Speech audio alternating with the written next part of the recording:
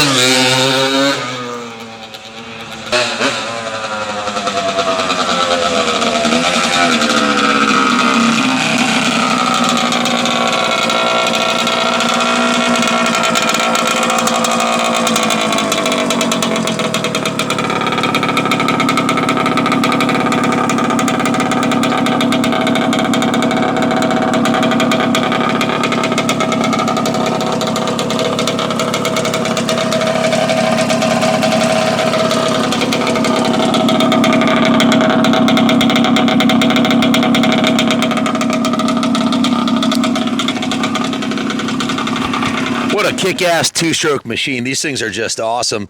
I rode the living. Mine was ruined in 2 years. We had a huge field behind our house surrounded by hundreds of acres of woods, and I used to ride mine until it ran out of gas, and I'd bring it back and put more in. So this one obviously has been spared that fate of being ridden into the ground by a kid. This was owned by an adult who had a beautiful collection of 9 vintage classic motocross bikes. This one was set up for him specifically by VRM Racing, who was one of the best in the Oregon area, in the AHRMA district motocross area out there. It's got some really cool mods on it that I'll go over in a second, but back to the core bike. These were really durable.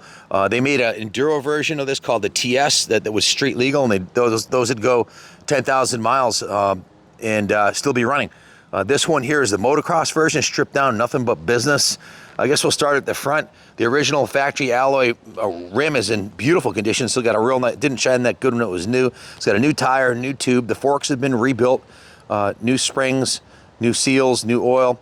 The front brake system's all new brake pads, new brake cable. Going up to the front fender, you can see the original front fender has been repainted. It's got a brand new front number plate on there with a Staiger Designs #1, a Staiger Designs background. A brand new set of bars, new Suzuki Crossbar Pad. Got a brand new set of Scott grips. Check out these. I don't even know if you can still get these, but these are new. They're like looks like a leather. I think it is leather protector for the brake perch and the clutch perch. Obviously, the brake and clutch cable are brand new also. The tank breather's new, but this is the original fuel tank from 1974. Just absolutely freaking remarkable that it survived that long. The engine has been completely rebuilt from the crank seals up. The piston, the engine's been heavily ported, so the bias is towards upper RPM, and it just sings. The thing is, it's a Holeshot monster. This will definitely Holeshot the 100 class in the 70s 100 class, no problem. The original factory exhaust downpipe is in good condition. It's got a couple of dings in it, as you'd expect on a downpipe, but it's by no means not mechanically perfect. It is. The original Stinger is intact. The engine's been completely rebuilt. The carb's been rebuilt. New fuel lines. If you come to the backside here, you can see all the bearings are new. The Swingarm bearings are like the day it came out of the box. The wheel bearings are new. The chain and sprocket are new. It's a new gold chain. It has a brand new or replacement ProTech, beautiful ProTech chain adjuster. That's how they did it back in the day. And check out these shocks, guys. This is a $400 set of progressive shocks. Probably the biggest upgrade that's been made to this bike, besides the engine being rebuilt and ported and the forks being done. These shocks are light years better than the original shocks. The original shocks kind of sucked, frankly. These are awesome. You see it's got a new rear tire also. And a new front tire. The wear that you see on these tires is the amount of time that's been put on this engine, because they're all done at the same time. The chain is brand new. The graphics are brand new. The rear fender has been replaced also. But the paint on the tank, guys, that's original.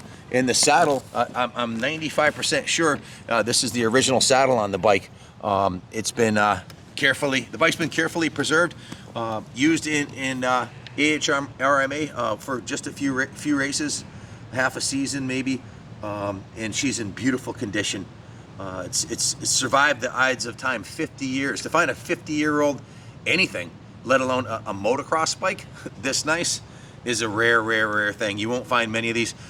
When you go online, punch in TM100 in Kaplan, you'll see I've had a few nice some real nice one of these resto mods done up. But this one with the original paint on the tank and the way it runs and the shocks, this is definitely on the podium of the nicest TMs. It's certainly nicer than the one I raced as a kid. It's been completely gone through. The side covers are in beautiful condition. The engine cases are in beautiful shape. The frame's mint.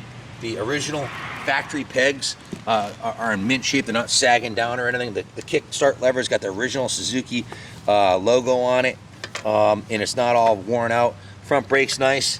Guys, I had one of these as a kid. I know what I'm looking at. This one's a mint survivor. The suspension, like I said, light years better. If you have any questions about it, give us a call, 860-454-7024. This would surely look good under anybody's Christmas tree, and it's going right on display here in the 3rd floor of the New England Motorcycle Museum with our vintage motocross section with the Suzukis. And this is definitely a kick-ass machine right here. Class of 73. 73, 74 were basically the same model. And then 75, they made some mods. 76, they went to the AHRMA 100, laid down shocks. But this was the bike to have in 73, 74, and 100 class. This was the dominant factor. Give me a call if you have any questions. I was a lucky kid to have one of these. Certainly, my dad was really cool, and he's my best friend. And I remember the day we got it. We were at a fair, and it was 1974. Or excuse me, it was 1975. And mine was a 74. It was a leftover. They had it at the fair, and I remember seeing that bike. Like I think about it right now, and it's like Technicolor memories of seeing that bike and just wanting it so bad as a little kid. And I couldn't believe my dad bought it for me. And we bought it from Fleming Suzuki right up here in Enfield. They've been long since out of business, but I remember going back and putting the hot rod hop-up kit on it the next year with the RM pipe and the bigger carb, and how much faster it was. But I rode the shit out of that thing. I must have put hundreds of hours, because that's all I did was ride. But raced motocross on it too. I raced in Southwick, and I also raced at Middleborough and Lanesboro and Pepperell and all the tracks in the Northeast. I think I was the youngest rider in NESC. We didn't know that there was a kids club called NEMA for mini cycle riders, so we went right to the NESC, to the big bikes, and I was racing against 16-year-olds at 10 years old. But I always did good, and won some trophies, moved up to amateur, and a lot of my success in motorcycles is based off this bike, having such a good experience with this little 100 right here. It's just, I was hooked for life. It was my first big bike. I had a GT80 Yamaha before this, which is more of a trail bike. This is my first real motocross bike, and it was set up nice, especially with the hop-up kit on it. Anyways, thanks for watching. God bless America, and God bless my dad for getting me into the sport, man. It was fun. It was the memories. Fucking awesome.